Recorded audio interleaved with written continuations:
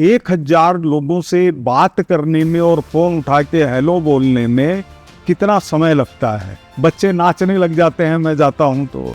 क्या एक व्यक्ति नौजवान आवेश में आकर के नारे लगाता हुआ अपनी जान को जोखिम में डालता है? आर यू सेइंग प्रोटेस्ट का तरीका कुछ और हो सकता था? लेकिन उनको देश की शहादत से कोई मतलब नहीं था, उनको महात्मा गांधी से कोई मतलब नहीं था, उनको लोकमान्य तिलक जैसे कांग्रेस के अध्यक्ष रहे हुए व्यक्ति से कोई मतलब नहीं।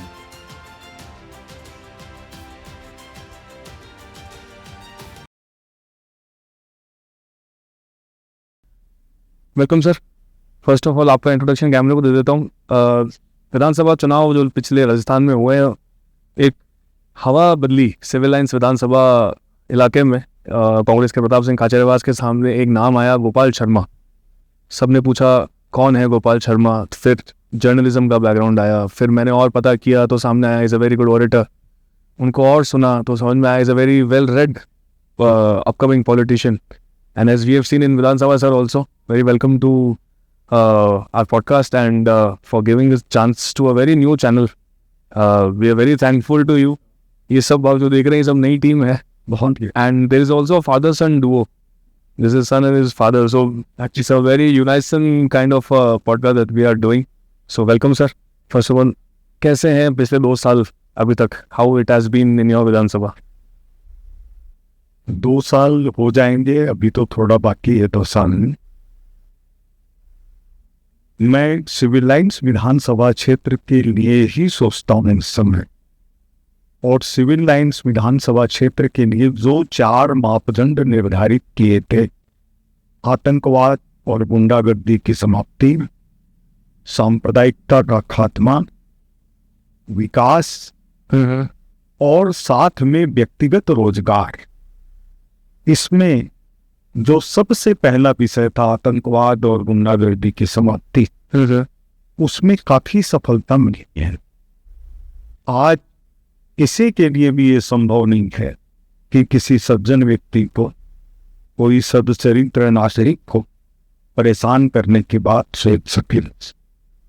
दूसरी जो इसी के अंदर से चीज निकली वो ये निकली जातिवाद का धीरे धीरे खात्मा।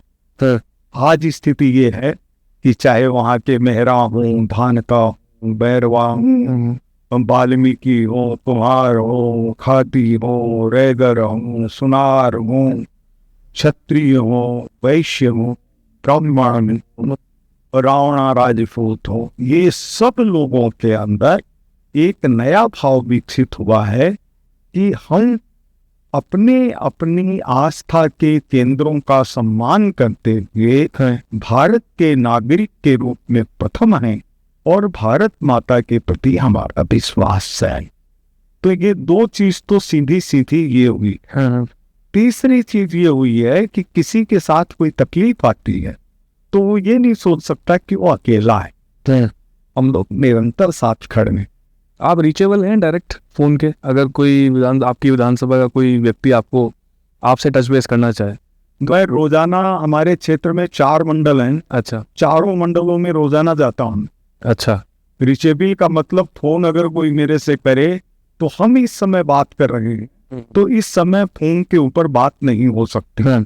तो मैं विषयों की गंभीरता को समझता हूँ। फोन मेरे लिए बीमारी नहीं है, लेकिन जहां पर किसी की जरूरत है वहां 10-15 मिनट के अंदर मैं पहुंच सकता हूं और पहुंचता हूं। कई विधायक अभी जो पिछले चुनाव हुए उसके बाद से जो यूथ लीडर्स कई हैं जो पब्लिकली अपने मोबाइल नंबर्स दे दिया करते हैं, वो कहते हैं कि 11 से 12 हज़ार कॉल्स हमको आते हैं और हम उठा नहीं पाते, इतनी प्रॉब्लम आती है, बट वी वांट कि हमारे नंबर बाहर जाएं। ऐसा कुछ माइंडसेट है आपका? नहीं, मेरा ऐसी चीजों के अंदर विश्वास नहीं, क्योंकि मैं मूलतः एक जर्नलिस्ट हूँ। मैं समझता हूँ कि 12,000 कॉल आने में कितना समय लगता है। 1000 लोगों से बात करने में और फोन उठा के हेलो बोलने में कितना समय लगता है। तो ये सब चीजों से हम लोग बहुत पहले ऊपर उठे हुए हैं। हमको पता है कि प्रैक्टिकल चीज क्या है। एक बार कांग्रेस ने राजस्थान में कहा कि हम 3 करोड़ हस्ताक्षरों को सौंपने जा रहे हैं। उस समय भैरव सिंह जी शेखावत विपक्ष के नेता थे। उन्होंने कहा 3 करोड़ हस्ताक्षर लेके किस में गए? तो कोई जवाब नहीं था। उसी तरह से फोन पर उपलब्ध होना ये कोई बहुत बड़ी चीज नहीं है। हम फोन पर उपलब्ध हैं, कर कुछ नहीं सकते। हम फोन पर उपलब्ध हैं, उसकी केवल बात सुन के हाँ हाँ कर रहे हैं और साथ में दूसरे से बात कर रहे हैं। ये चीजें हैं, ये सब जो जितना निभा सके उतना अच्छी बात है। लोगों के अंदर अपने मोबाइल नंबर दे सके, अच्छी बात है। लोगों से संपर्क में रहे, ये अच्छी बात है। मैंने सिद्धांतः इस बात को स्वीकार किया हुआ है कि कोई व्यक्ति तकलीफ में है, किसी के साथ अन्याय हो रहा है, तो वहां मुझे होना चाहिए या उसकी समस्या का समाधान करना चाहिए, और उसके लिए मैं पूरी तरह से जागरूक, समर्पित, कर्तव्यनिष्ठ और सेवक के रूप में काम कर रहा हूँ। क्या चेंज देखा सर आपने? टेम्परामेंट में चेंज आया आपको लगता है? Personal before you plan to fight the elections and after then you became full time politician? नहीं, मैं कहूँ टेम्परामेंट कैसा चल रहा? में प्रवंचना लगेगी, लगेगा कि यह व्यक्ति अपने गुण गाने की कोशिश कर रहा है। और गुस्सा आता है आपको? लेकिन गुस्सा सामान्यतया नहीं आता है, क्योंकि गुस्से का अधिकार उनको जनता ने दिया हुआ नहीं है। जी। गुस्सा आता है जब किसी के साथ अन्याय, उसको मैं नहीं सहन कर सकता। लेकिन जो सिविल लाइन क्षेत्र की बस्तियां हैं, लोग हैं, बच्चे हैं, बच्चियां हैं, महिलाएं हैं, पुरुष हैं, बुजुर्ग हैं, उनका मुझे प्यार प्राप्त है।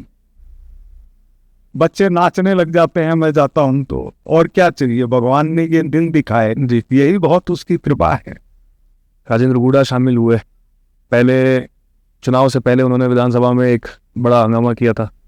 मैं देखिए एक चीज बताता हूँ कि मैं इन लोगों को इनके परिश्रम करते हुए स्वरूप को केवल देखता हूँ।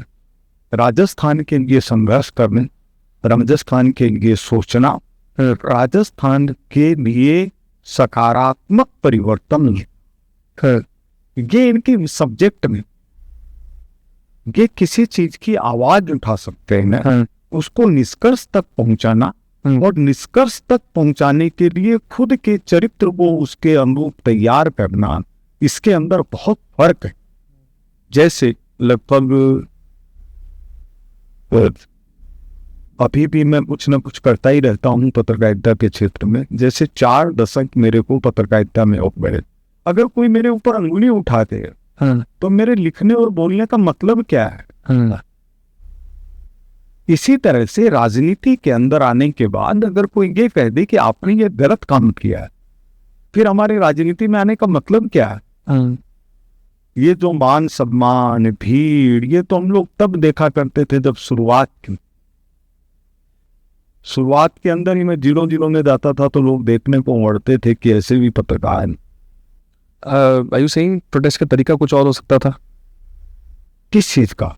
शहीद स्मारक पे जो प्रोटेस्ट हुआ। नहीं, वो कोई विषय ही नहीं है, वो कोई सब्जेक्ट नहीं है, उनसे समाधान नहीं निकाल।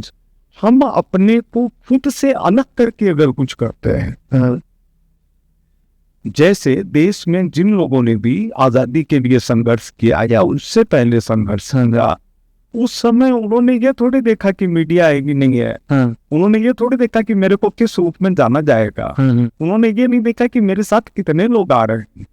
उनको इससे कोई मतलब नहीं था। उनको मतलब था कि समय के हिसाब से हमको इस समय अपनी क्या भूमिका निभानी चाहिए, वो उन्होंने निर्वाह की। जब हम ये देखेंगे कि हमको लोग किस रूप में देख रहे हैं, इसका मतलब दूसरे का विषय गौण हो जाता है, सामने वाले की समस्या का समाधान गौण हो जाता है, बल्कि हम मूल में खुद आ जाते हैं कि मैं वहां पर बैठा हूं तो मेरे साथ में कितने लोग इकट्ठे हों, कितने लोग इकट्ठे हैं तो वो कहीं के हो, चाहे उनको कैसे ही साधन देने पड़े, कैसे ही उनको बुलवाना पड़े, कैसे उनको जागरूक रखा जाए, ये एक बड़ा विषय है जो कि इस समय कई चीजों को प्रभावित कर रहा है। इनमें उन युवा नेताओं की मेहनत में कभी नहीं है, लेकिन मेहनत हम किस दिशा में कर रहे हैं, उसके लिए कितनी ईमानदारी का हम पालन कर रहे हैं, वो ज्यादा महत्वपूर्ण है।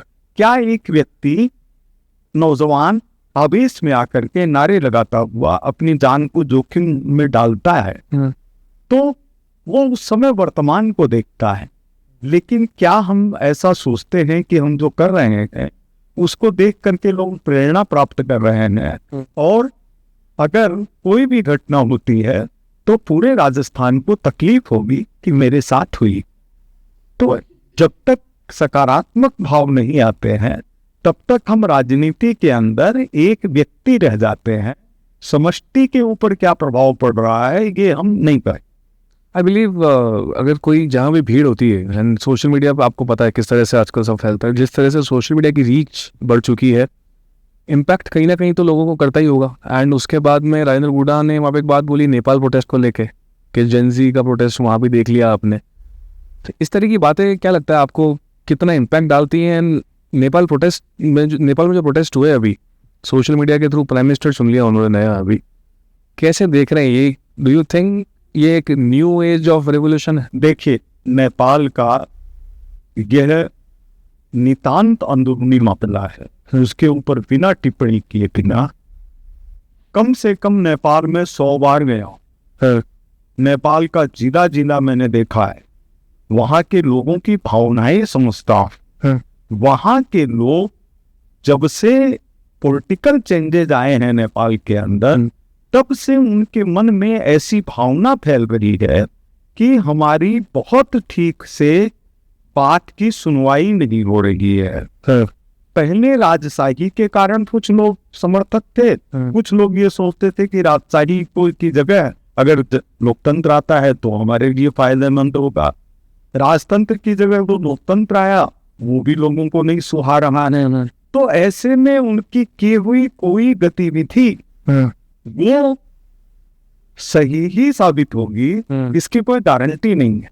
जितनी भीड़ वहां पर सड़कों के ऊपर हमको दिखाई दी, उतनी पॉजिटिव भीड़ तो हम लोग राजस्थान में कई बार इकट्ठी कर चुके हैं केवल अपनी शक्ति पर, लेकिन वो चूंकि नेगेटिव नहीं होती, कंट्रोल भीड़ थी, कंट्रोल के अंदर हो भी गए, तो इसलिए कभी ऐसा नहीं होता कि कोई गलत काम कर दे।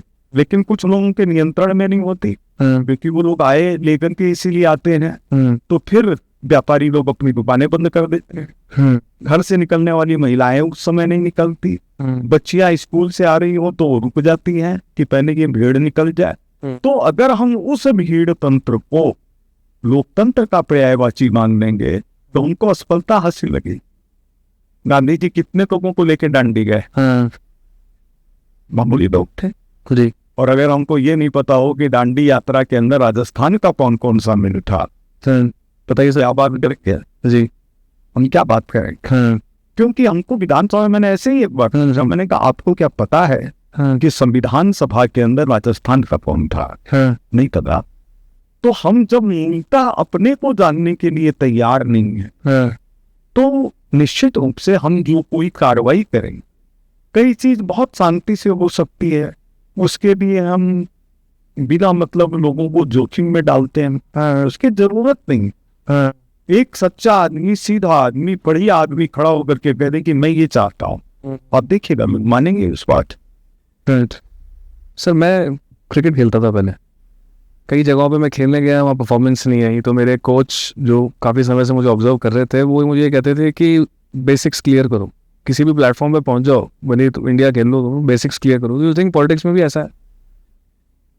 देखिए, पॉलिटिक्स में ऐसा है कि नहीं ये मैं जवाब नहीं देता, क्योंकि मेरा राजनीति के अंदर आना राजनीति के लिए नहीं, मैं अपने समय का सदुपयोग करने के लिए, और ये तो मनुष्य योनि मिली है वो सार्थक करने के लिए एक माध्यम के रूप में राजनीति नहीं कर।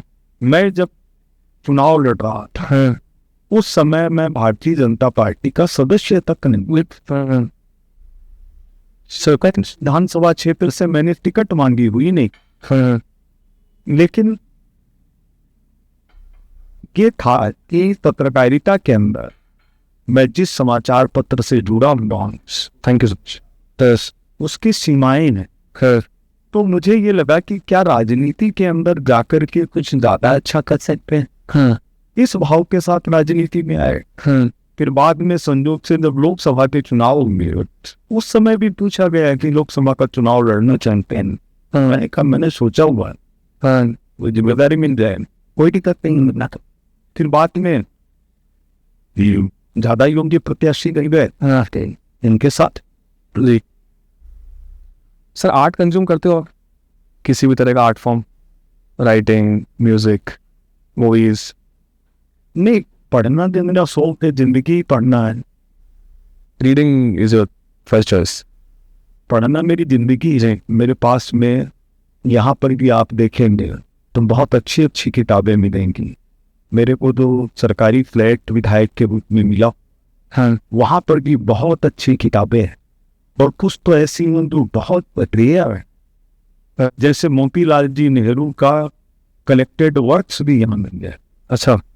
यहाँ पर जवाहरलाल जी का भी, और यहाँ सुभाष चंद्र बोस का, यहाँ गांधी जी का, यहाँ पर परम पूजनीय गुरु जी का भी मिल जाएगा, यहाँ दीनदयाल जी उपाध्याय का भी मिल जाएगा, यहाँ पर नानाजी देशमुख का भी मिल जाएगा, यहाँ पर राहुल सांस्कृत्यायन का भी मिल जाएगा।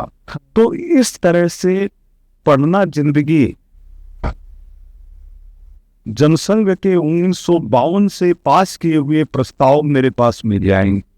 तो ये चूंकि पत्रकारिता रही, शौक रहा उस तरह का, तो उसी रूप के अंदर आगे बढ़ते गए। जैसे कांग्रेस है, कांग्रेस की 1985 में स्थापना, और उससे पहले के बैकग्राउंड से लेकर के जो जो घटनाक्रम हुए हैं वो मेरे पास रिपोर्टेड मिलता है। जैसे कोई पूछेगा कि क्या कांग्रेस के संस्थापक में कांग्रेस की स्थापना क्यों की, तो मैं बताने की स्थिति में हुई कि वो जब इटावा के कलेक्टर थे तो उन्होंने क्रांतिकारियों को फांसी दी। तो जो भारत के क्रांतिकारियों को फांसी दे, उसकी किसी पार्टी को स्थापना करने के प्रति राष्ट्रवाद कभी भी भूमिका नहीं हो सकती, और ये तो इतिहास का साक्ष्य है। एक बार अर्जुन सिंह जी जो पहले कांग्रेस के बहुत सीनियर मिनिस्टर थे, उनका मैं इंटरव्यू कर रहा था। कौन से टाइम की बात है सर? ये बात है जब वो केंद्र में मंत्री थे नरसिंह राव जी की शासन। अच्छा। उन्होंने कहा, वो बात मेरे को बहुत अच्छी लगी, उन्होंने कहा कि इतिहास के पन्ने फाड़े जा सकते, बदले नहीं।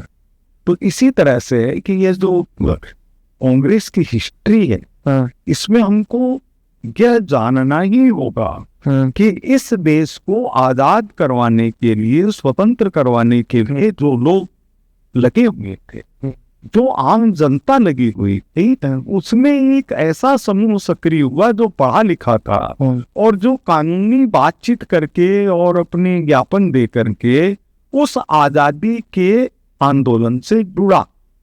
उसको देश के लिए शहादत से कोई मतलब नहीं था। मैं उनको विरोधी नहीं बता जी, लेकिन उसको देश की शहादत से कोई मतलब नहीं था, उनको महात्मा गांधी से कोई मतलब नहीं था, उनको लोकमान्य तिलक जैसे कांग्रेस के अध्यक्ष रहे हुए व्यक्ति से कोई मतलब नहीं था, उनको मदन मोहन मालवीय और राजर्षि पुरुषोत्तम दास टंडन जैसे राष्ट्रवादी अध्यक्ष रहे हुए उनसे कोई मतलब नहीं था, उनको बाबू राजेंद्र प्रसाद से कोई मतलब नहीं था।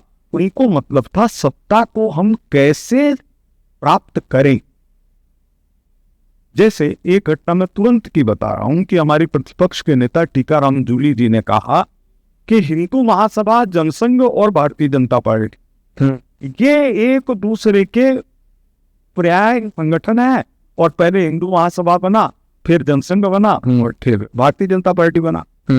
राजेंद्र प्रसाद जी ने अपनी जीवनी में लिखा है कि कोई कुछ भी कहे, हिंदू संगठन बनाने के लिए यानी हिंदू महासभा के लिए मैंने महामना मालवीय जी को प्रेरित किया।